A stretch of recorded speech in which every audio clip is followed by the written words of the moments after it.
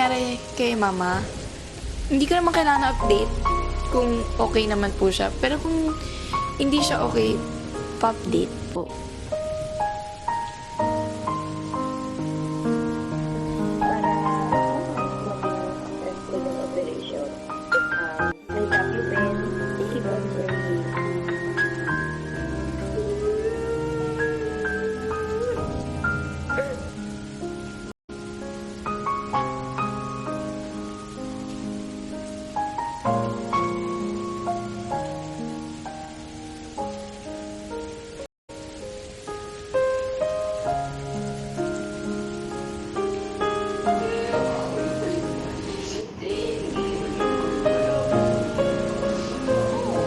Naiyak ako, kuya. Pero hindi ko pinakita kasi pag umiyak ako, mas lalong iiyak yun and mas stress lang yun. Ako yung strong. Strong sa aming dalawa.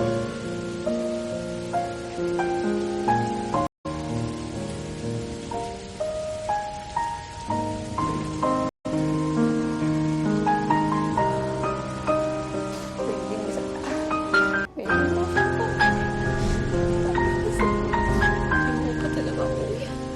Hindi pa pwede. Ako ready. You know, I realized the best medicine is yung person na you love the most. And I think, and I feel that it would be the best na I'll be with her. I'll stay with her through her recovery, diba? I'm not doing the V, guys. It's just I'm doing the right thing. Tingnan ka sa ina ko yan, naiiyak ako eh. Siya yung bumuhay sa'yo. Siya yung nagdala sa'yo for life. Siya yung nagpakahirap sa'yo. Nandun siya, masaya ka, hindi. Nandun siya, kung nagkamali ka. May forever. I am forever. Tama yan. Love you. I love you, anak. Mahal na mahal kita. Pag binuksan ko agad yung sarili ko sa ibang tao, tapos biglang iba-backstab ka lang pala. Siyempre, parang sakit naman.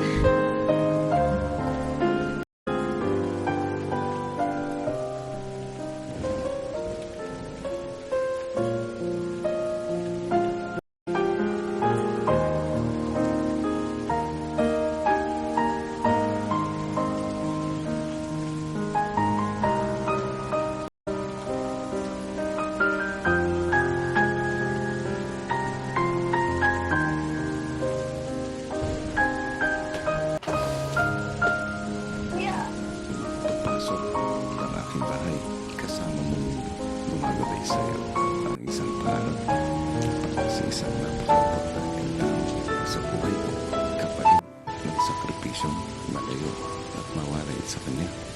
Pinangalan mo ko, Kevin. Kaya ka kuya. Dahil sa murang vida, ipinakita sa buong mundo kung paano magpatuloy at lumaban sa araw-araw na hamon ng buhay. Bitbit ang malaking bahagi ng iyong buting ina. At ngayon, na mas kailangan ka niya, hindi ka rin dalawang isip na bumalik at muli ay makapiling siya.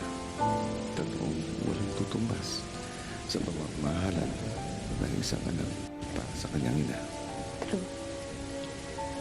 Heaven, Pa.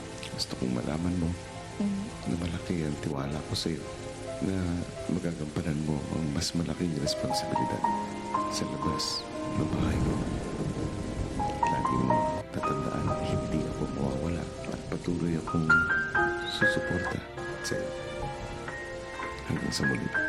Thank you so much, kuya. Laking tulong. Laking tulong yung pagpili niya sa akin para maging housemate. Minold niyo ako into a better person.